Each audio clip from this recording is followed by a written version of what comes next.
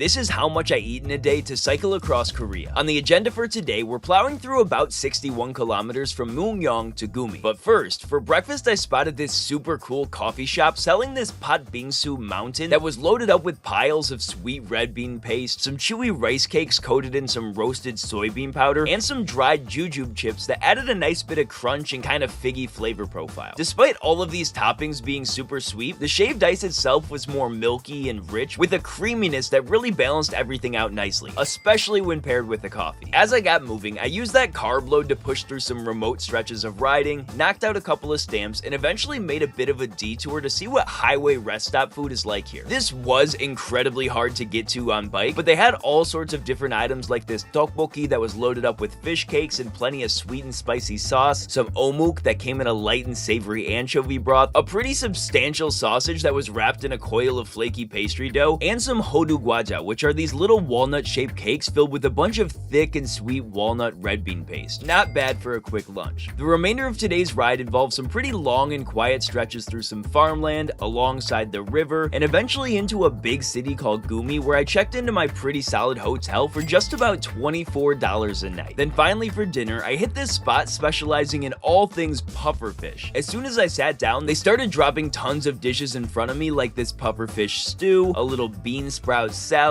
some fried pufferfish, and this other kind of sweet and tangy salad that was absolutely banging. The texture and taste of pufferfish are each pretty similar to other whitefish with a kind of bouncy chew and mild taste, so it pairs really nicely with the wide assortment of sweet, sour, and salty panchan and sides that it comes with. I'll see you guys tomorrow.